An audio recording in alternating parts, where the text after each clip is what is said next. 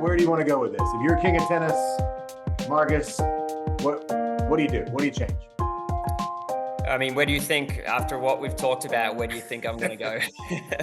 I'm guessing you're going to go completely off, nothing to do with what we've talked about, completely off. No, not passionate about anything else. No. I'll go a little bit more political with you if you haven't already kind of seen that. But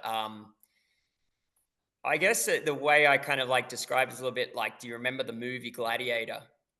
Where, he wins, he beats the bad guy, I don't know, the emperor, whatever it is. And then he gets all the power. So that's me. I'm the king of tennis now. And the moment that I get all the power, I make a few little changes and then I give it back to the people, right? I just give it all away back to the individual. Like, just get rid of the tyranny, essentially. I'm not saying there's necessarily a lot of tyranny in tennis, but to me, again, breaking up a lot of the power structure of where tennis gets it from. So what I would do, first of all, is I feel like I'm not a big fan of private equity running a lot of things in America. So that's the political part of things. Breaking up a lot of the corporations or private equity groups that are coming in, snapping up large groups of clubs, is really hurting. So it's very hard as an individual to come up against those groups that are breaking down the market forces or suppressing the market forces. So that, to me, stifles our profession. So that's more from our profession standpoint. So that's part of where I would sort of break up where all those things are. So first order of business as king. I pivot a little bit more towards like juniors, where I feel like the junior development pathway is a little too much top down. And I feel like there are so many junior academies and top junior pros that are developing juniors, and they're not able to be given the resources. So we'll just take USTA as an example. Let's say instead of investing in a high-end facility or large, massive projects that are like everyone needs to come to this, breaking it down and giving that investment more to the individuals that are developing those players through, and I know they do still have grants and things like that, but there's no strings attached. There shouldn't be any strings attached to that kind of thing. That should just be, look, you've got a kid inside the top 100, whatever. Here's a free flight for a year to get that kid wherever they need to be, or a flight pass or something like that, or here's extra money for that. As long as you can show that it's going towards all these tournament expenses, here's what it is. Bringing that down on so many different levels, to me, that's where that needs to happen from a junior pathway standpoint, which is similar to kind of what I was talking about. But I also think that next step, where we're losing so many players from college or juniors, college, and then next is nothing. There's so many players I know that have gotten through college and then nothing. I mean, a lot of them are in our pro league. Nothing. The gap between college and pros is so crazy. And now, aside from the Sheltons and the Mickelsons and all those guys, right, which is very, very hard to do, give those guys another 2, 3, 4 years, just a little window in there where they can try to work through that process and develop a little bit later for the pros. And the current system in challenges and futures is brutal. And if the investment were to come more to that local level and bring down into that next part where you can take a gap year or so, and those expenses are somewhat covered so you can make a move.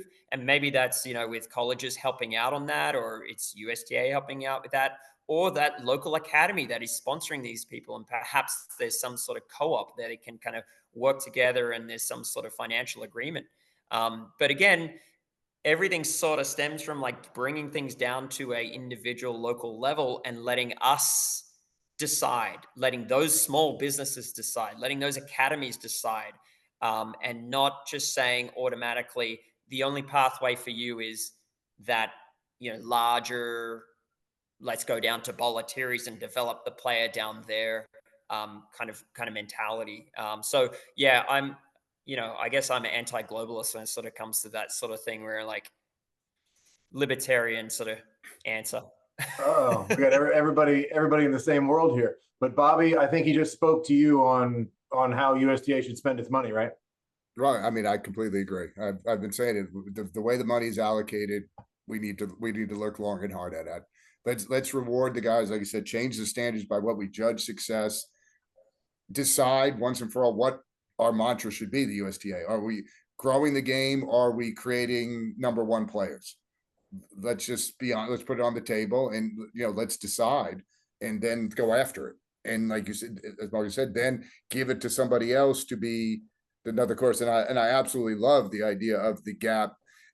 Tennis is the only sport where at 19, 20, we expect you to be mentally, physically ready to go and go on tour, live in country, traveling where you don't speak the language, all this stuff where how many, you look at all the athletes who get drafted that don't make it because, look at baseball, sports where there's a progression through those 4 years. I mean, it's tough. It's tough. I would be one, you never know who'd you lose because they're gone. But a guy like John Isner is the exception because he was 6'10" and had a serve. So he was allowed to take 3 years to develop the rest of his game to bring it up to the level of his serve. But not everybody has that advantage. Well, I love the team tennis idea, right? That to another degree. And that's in a sense, pro league is kind of like that. If there was a local area where people could get really good tennis, maybe travel around the country, you have that feeder program, not so dissimilar to drafting into a minor league system. If we, between the ITA, right, between USTA, make it more, maybe it's all Americans or maybe it's guys just out of college, that kind of thing, and just make a local league. One of the reasons Jack Sock is the happiest he's ever been is because he's traveling internally on the pickleball circuit. Okay. He doesn't have to do the whole, it's crazy what they have to go through. Mm-hmm. Now, think on a challenger circuit, you're playing in India, then you're playing in Jamaica, and you're playing Kazakhstan. If they could make things locally, develop a little bit longer, and there's going to be guys who are going to skip that system altogether. But when I feel like there's so many guys who are missing out on just because we don't have that in between.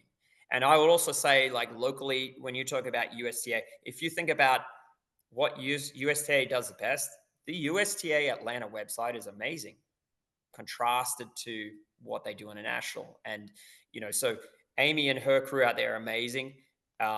Bill Dopp, amazing. He's locally involved. He's at every GPTA talk we have. They're involved, but I think that's a bit of an exception when you talk about this as a larger entity or multiple entities that are kind of getting too big. And it speaks back to kind of Ben Hesley, what he was talking about when he came on your podcast about if these entities were just a bit more refined about sticking with what they do and what they do well and doing that instead of trying to be everything to everyone,